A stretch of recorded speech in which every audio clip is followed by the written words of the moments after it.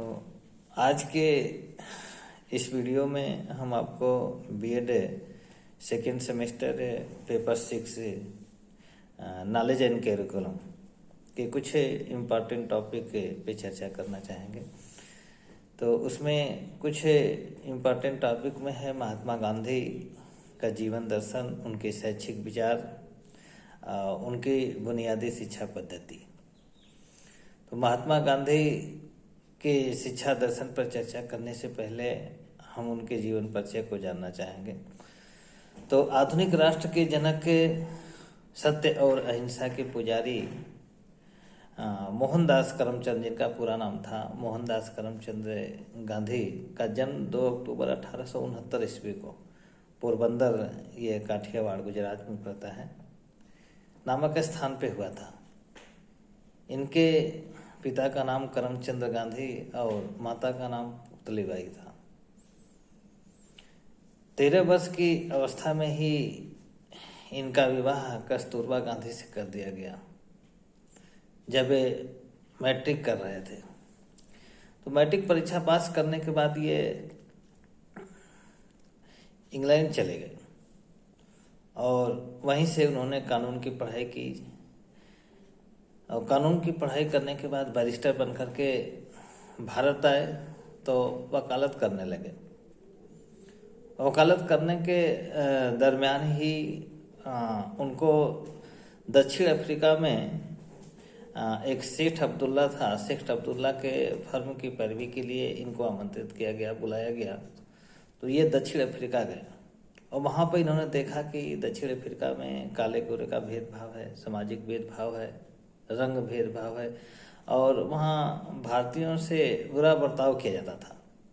यह देख करके उनका हृदय जो है कि बड़ा दुखित हुआ और उन्होंने भी इस भेदभाव, रंग भेद और सामाजिक असमानता को जड़ से ख़त्म करने के लिए बीड़ा उठाया और संकल्प लिया कि मैं भी भारत में इस तरह की असमानताएं हैं, इसको जड़ से समाप्त कर दूंगा और आजीवन इस सामाजिक विषमता को खत्म करने के लिए, समाज से उखाड़ फेंकने के लिए आजीवन प्रयत्न करते रहे।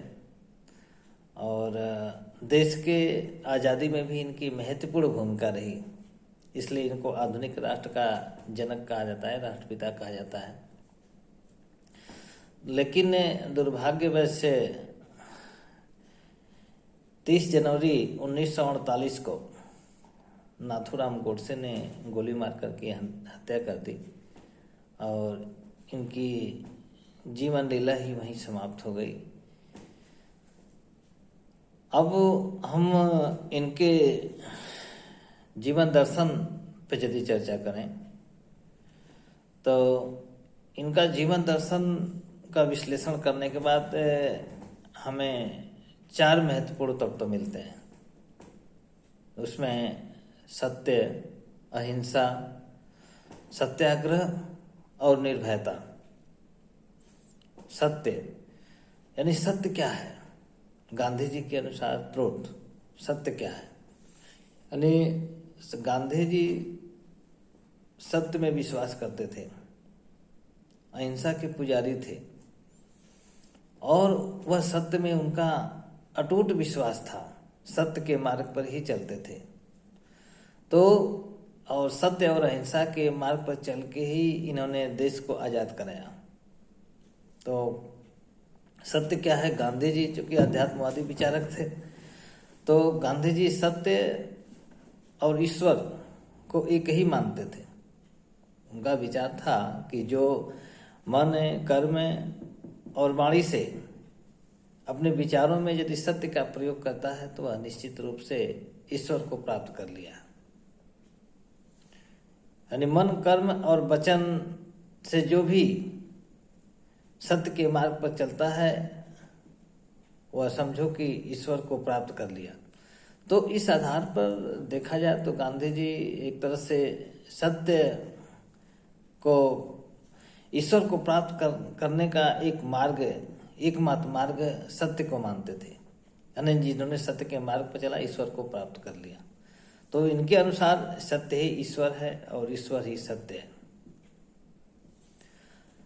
दूसरा, तत्व है अहिंसा। अहिंसा क्या है? अहिंसा से मुख्य रूप से तात्पर्य तो सामान्य अर्थों में तो यही आता है कि जीव हत्या न करना ही अहिंसा है। लेकिन गांधी जी का विचार इससे परे था। सिर्फ जीव हत्या न करना ही अहिंसा नहीं है, बल्कि अहिंसा का मुख्य अर्थ इन्होंने बताया कि यानी व्यक्ति के अंदर कुविचार की भावना का अभाव। यानी यदि व्यक्ति के अंदर बुरे विचार हैं, वह दूसरों से घृणा करता है, द्वेष रखता है, ईर्ष्या करता है, वैमनस्यता रखता है, भेदभाव करता है, तो वह उसे हम अहिंसा नहीं कहेंगे। यानी इसका मतलब कि वह हिंसा के मार्ग पर जा रहा है। अहिंसा का मुख्य तात्पर्य यह है कि व्यक्ति के अंदर बुरे विचार का अभाव हो, यानी उसमें बुरे विचार हो ही ना। और सत्य को प्राप्त करने के लिए अहिंसा जरूरी है। गांधी जी का मानना था कि बिना अहिंसा के हम सत्य को प्राप्त नहीं कर सकते, सत्य के मार्ग पर नहीं चल सकते। तो इस प्रकार यानी अपने अंदर बुरे विचार का अभाव ही अहिंसा है। तीसरा है सत्याग्रह। सत्याग्रह क्या है? यानी सत्याग्रह, सत्य, अहिंसा, सत्याग्रह। सत्याग्रह का तात्पर्य है सत्य का दृढ़ आलंबन, सत्य का मजबूती से पालन करना ही सत्याग्रह। सिर्फ मात्र कहने से नहीं हो जाता कि हम सत्य के मार्ग पर चल रहे हैं। यानी गांधी जी के मानना था कि यानी उसको व्यवहार रूप में लाना, सत्य का मजबूती से पालन करना।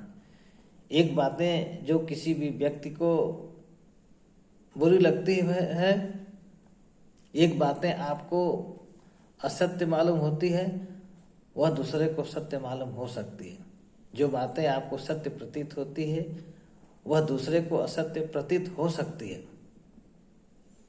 तो यानी सत्याग्रह का मतलब दूसरे व्यक्तियों पर बलपूर्वक नहीं, सत्य के मार्ग से उसे बलपूर्वक हटाना नहीं, बल्कि उसके प्रेम और सहानुभूति से उसे सही मार्ग पर लाना ही सत्याग्रह है।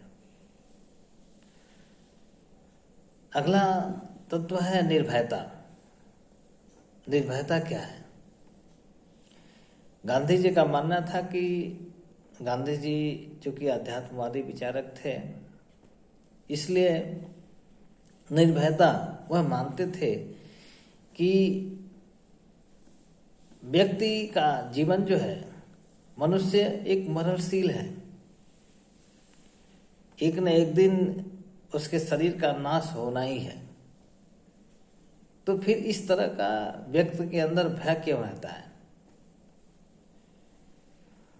यानी लोगों को इस तरह का भय रहता है कि कहीं मेरी मार्ग दुर्घटना में मृत्यु न हो जाए, कहीं मुझे कोई रोग व्याधि न हो जाए, कहीं इस तरह के शारीरिक चोट आघात न पहुंच जाए, कहीं अपने प्रियजन की मृत्यु न हो जाए, कहीं मेरा मान सम्मान पद न छीन जाए। इस तरह का भय लोगों के अंदर व्याप्त रहता है। आखिर क्यों? जबकि होना तो है, सत्य यही है कि इससे हम भाग नहीं सकते। व्यक्ति को मरना है तो वह निश्चित रूप से मरेगा, कोई भी अमर होकर के नहीं आया है। एक मानव शरीर के अंदर या जीव में एक आत्मा होती है जो अजर अमर है।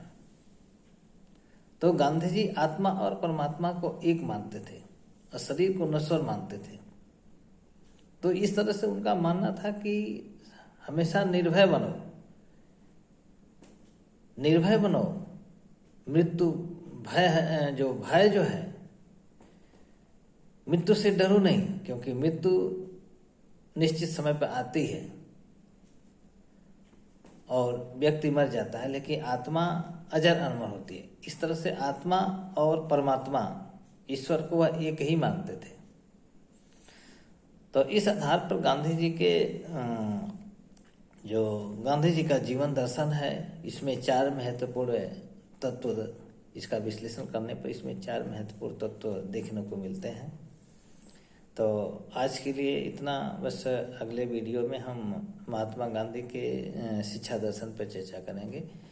शिक्षा दर्शन के अंतर्गत उनका यानी शिक्षा का अर्थ है, गांधी जी ने क्या बताया था, उद्देश्य क्या है, शिक्षण विधियाँ कौन कौन सी थी, पाठ्यक्रम क्या है, अनुशासन के संबंध में उनका क्या विचार था, और शिक्षण विधियाँ क्या थी, विद्यालय के संबंध में उनका क्या क्या विचार था, यानी आदि शैक्षिक विचारों पर चर्चा करेंगे। धन्यवाद। आज के लिए बस इतना ही।